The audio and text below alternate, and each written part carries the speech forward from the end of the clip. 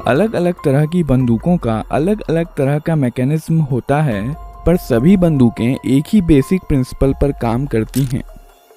Fully automatic बंदूकों से अलग, जो कि लगातार फायर कर सकती हैं, सेमी ऑटोमेटिक बंदूकें एक बार ट्रिगर दबाने पर एक ही राउंड फायर करती हैं।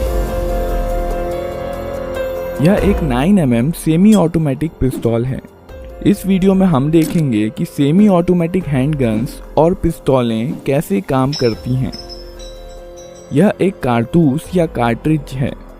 इसे मैगजीन में लोड किया जाता है, जिसमें स्प्रिंग और फॉलोअर इस पर दबाव बनाए रखते हैं।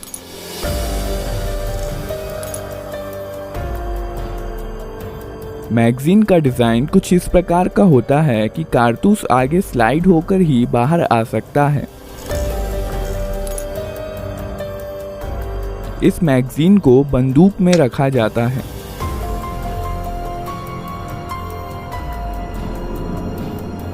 यहाँ पर बंदूक के अंदर के महत्वपूर्ण पार्ट्स दिखाए गए हैं। बंदूक को पहली बार फायर करने के लिए रिकॉइल स्प्रिंग के अगेंस्ट स्लाइडर को हाथ से पीछे खींचा जाता है। इसके कारण कई चीज़ें एक साथ होती हैं, जिन्हें हम एक एक करके देखेंगे।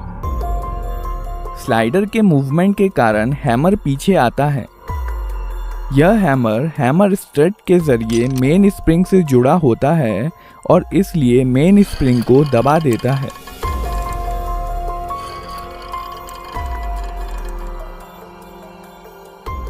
यह सीयर है। यह हैमर के मूवमेंट को कंट्रोल करता है। जब स्लाइडर पीछे जाता है, तब सीयर लीफ स्प्रिंग के दबाव में हैमर के साथ एंगेज हो जाता है और हैमर को वापस जाने से रोकता है। जब स्लाइडर को छोड़ दिया जाता है, तब रिकॉइल स्प्रिंग के कारण स्लाइडर अपनी पहले वाली स्थिति में चला जाता है, जबकि हैमर सीयर के कारण अपनी स्थिति में बना रहता है। इस प्रक्रिया को कॉकिंग कहते हैं।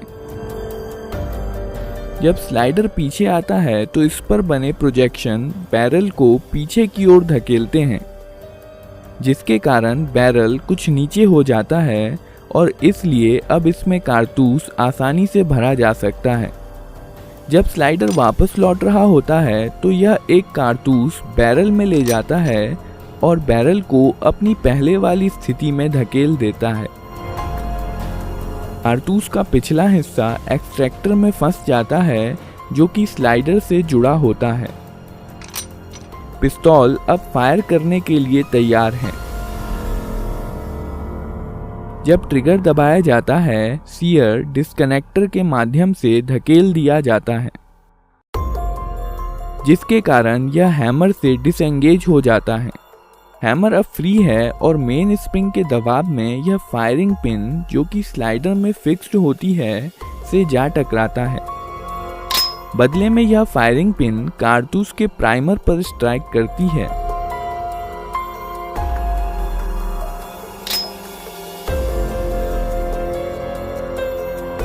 प्राइमर में इम्पैक्ट सेंसिटिव एक्सप्लोजिव होता है, जो फायरिंग पिन के टकराने की वजह से जल जाता है।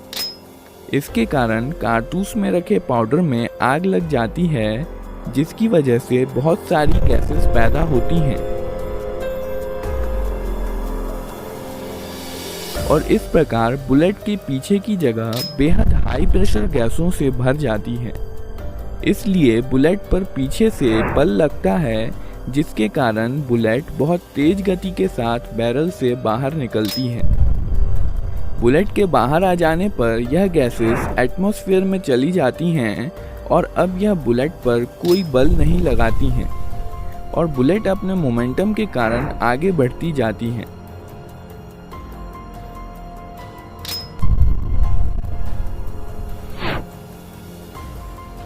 बैरल में कुछ लकीरें और खांचे बने होते हैं, जो आगे बढ़ते समय बुलेट को स्थिरता के लिए घुमा देते हैं। यह गैसें बंदूक पर भी समान और विपरीत बल लगाती हैं, पर चूंकि बंदूक काफ़ी भारी होती है, इसलिए इसका एक्सेलरेशन बुलेट के मुकाबले काफ़ी कम होता है और इसलिए यह पीछे की तरफ ज़्यादा गति प्राप्त नहीं कर पाती। विस्फोट की कुछ एनर्जी स्लाइडर को पीछे धकेलने में इस्तेमाल हो जाती है। केस या खोखा स्लाइडर के साथ पीछे आता है और इजेक्टर की मदद से बाहर निकाल दिया जाता है।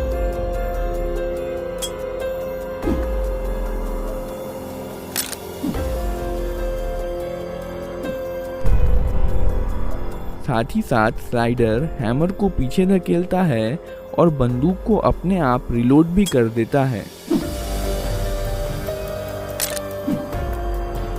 और अब बंदूक अगला राउंड फायर करने के लिए तैयार है। ट्रिगर दबाने पर सीधे सीयर पर धक्का नहीं लगता है। सीयर डिस्कनेक्टर की मदद से धकेला जाता है। जब स्लाइडर पीछे की तरफ जाता है तो इस पर बने स्लॉट की मदद से यह डिस्कनेक्टर को नीचे की तरफ खिसका देता है। अब ट्रिगर और सीयर अलग हो गए हैं और इसलिए ट्रिगर दबे होने पर भी सीयर हैमर के साथ एंगेज हो सकता है। जब ट्रिगर छोड़ दिया जाता है तब डिस्कनेक्टर लीफ स्प्रिंग के दबाव के कारण स्लाइडर के स्लॉट में चला जाता है और अब बंदूक फिर से फायर की जा सकती है। ग्रिप सेफ्टी बंदूक को अपने आप फायर करने से रोकती है। जब बंदूक को हाथ से पकड़ लिया जाता है तभी ट्रिगर डिस्कनेक्टर के जरिए सीयर को मूव कर सकता है।